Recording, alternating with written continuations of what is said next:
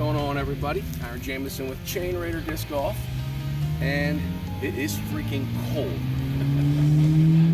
I was going to do a video today on mid-ranges, but I get down here to the course, I realize it's a sloppy mess, and I don't feel like wiping mud off my discs all day. So, and my video is going to be overstable versus stable versus understable mid-ranges. And of course, the Mako 3 Innova is very, very stable. So instead of doing that, I retreated to higher ground where it's a little bit drier. And what I'm working on is my power adjustment. That's 140 feet away. Those chains are 140 feet away. And I'm sure if you watch my other videos, you would have seen this set. 2 times now I have hit the chains and it's splashed out because I'm going straight at it. It's better to come in from the side. So what I've been doing is working on my power. Now, this is almost considered a touch shot in a way because it's only 140 feet, and believe it or not, it's a par 4, which is so laughable. But anyway, so what do I have here? Now, up to 250 feet, usually 220, 250, depending on the shot. If it's straight, I throw a Warden. Okay? This is a putter for anyone out there that's a beginner. They go extremely straight, very reliable flight. You know exactly where it's going to go. Beyond that, now based off the shot, if it's straight, I will throw this. Now, if it's on an angle over behind some trees, I might have to pull something out that's overstable or understable. So here we are with a 140-foot shot. I want to work on, I've been having a problem with throwing past the chains, putting too much power on it. Now, based off of you, who you are, you might have a hard time reaching 140 feet with a putter. So you disc up, get yourself a mid-range. This is, the Warden is a 2-speed, I believe. The Mako 3 is a 5-speed. They both fly pretty much the same. This is just a little bit faster. So if you can't throw a putter, you got to disc up. So that's why I have this here. But like I said, I play with a Warden, throw with a Warden. So I've been having a problem with throwing past the chains and actually just going too far beyond chains. So I need to learn basically power management and when to back off my throw. I think the best thing to do is, in a situation like this, so I don't go past it, well, and that brings up another point. If there's water behind those chains, I probably want to land on the side so I'm not putting and having water behind.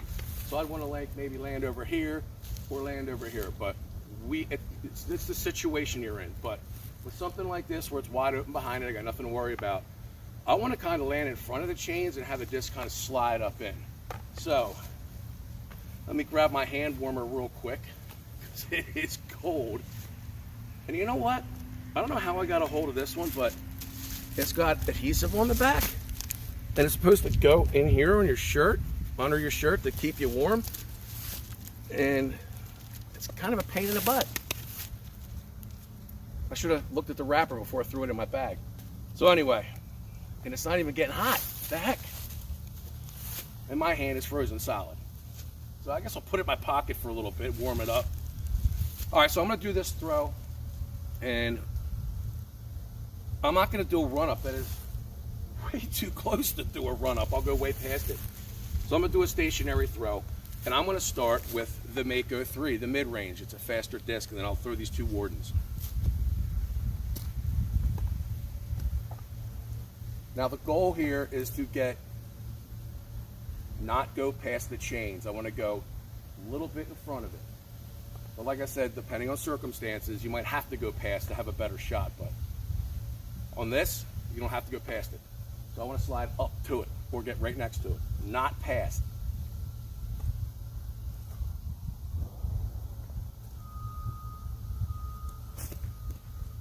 Nope. That was bad. I actually put that on hyzer and I wanted to do Anheuser. The Wardens, we'll throw the old one first. And I got wicked wind, it's coming this way. So it's gonna kind of want to push these down and push them left. Like that. Gotta adjust it. There we go.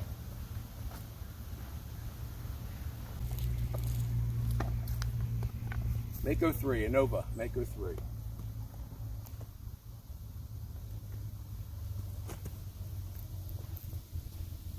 Right into the tree.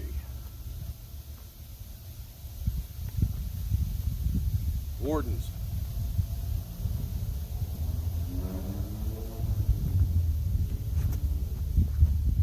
Down. Right into a tree.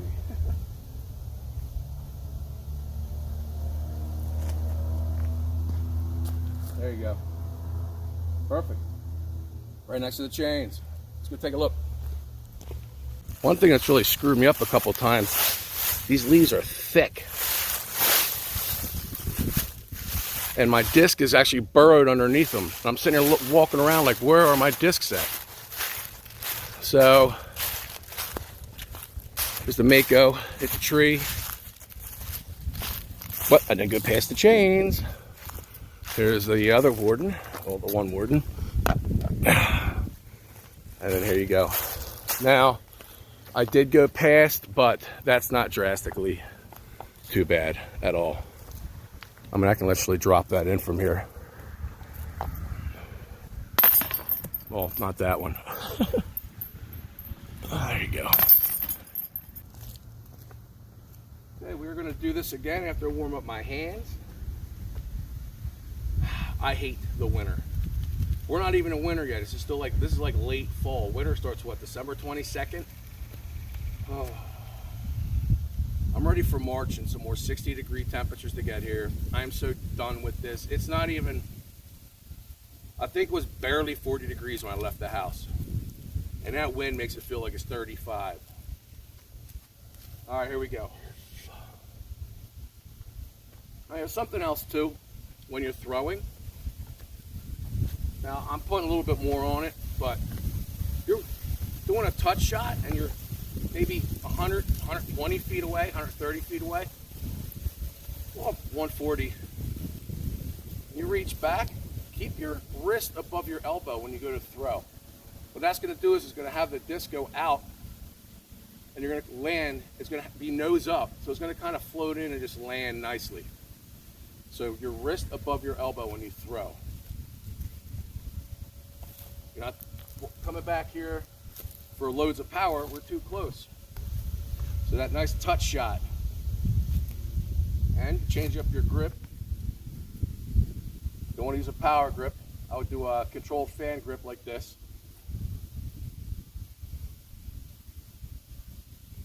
Now, if you have a putter and your arm speed ain't quite there, so go ahead, by all means, and put my number on there. Do a power grip. All right, here we go. Mako.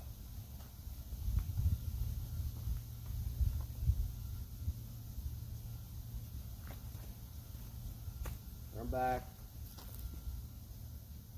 I'll take that. Warden.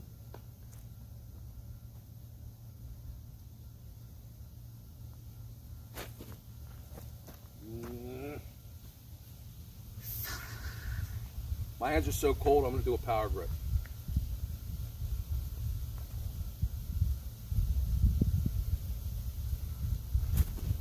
Oh my God, so bad. Horrible. My fingers are frozen. Mako 3.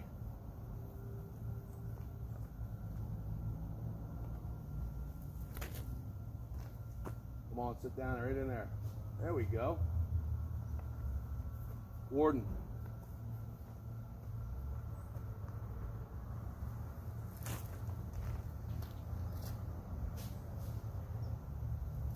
Warden.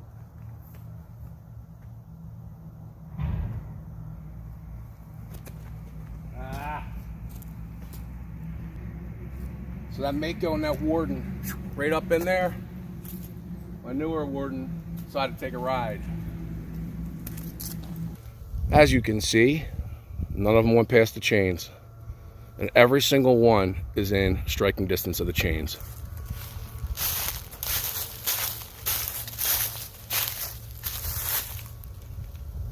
Power management. Like I said, I've been having a hard time with it. Not a real hard time, but I just tend sometimes to really put a lot more into my throw and the discs end up way past. I had to break out a real hand warmer. This other thing sucks. It's not even getting warm. I mean, it's kind of warm, but you can't shake it like you can this and get it nice and hot. This one's kicking in. I wish summer and spring would come back like now. Okay. Power management.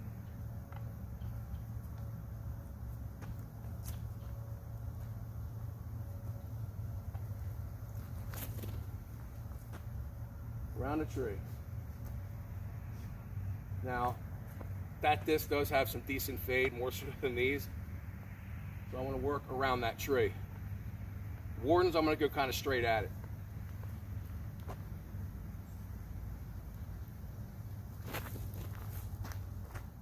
Beautiful. Beautiful. The new Warden. Around the tree. Pull back in. Let's have a look. So these weren't bad at all. It's kind of funny because they're all on a line.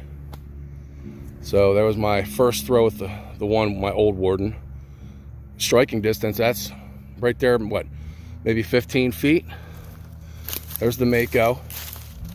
Striking distance, and then here's the other Warden. I never went past the chains. Perfectly in line. Perfectly in line with the chains. So there you go, power management.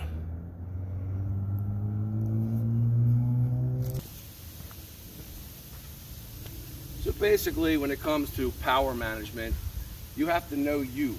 You have to know your capabilities, your weaknesses, your strengths. And, you know, if you're going for 140 feet, you need to get that muscle memory going and just hit it every time. You know you're not going to need a big wind up and a big launch. You just want to give it a nice finesse shot. Maybe, you know, I've been holding the disc more of like a 2 o'clock grip. So when I reach back and I'm pulling through, I'm already cranking more spin on the disc. Now, if you don't need so much spin, you just, you know, hold it here on the side like that. All depends on the shot. All depends on you, your strength, your abilities, how long you've been playing. So you just got to get out there. You got to do it, and you got to practice. Practice makes perfect. Don't ever forget that. That is such a true statement. I'm frozen. I'm going to do a few more throws, and I'm going to go warm up. Chain Raider Disc Golf.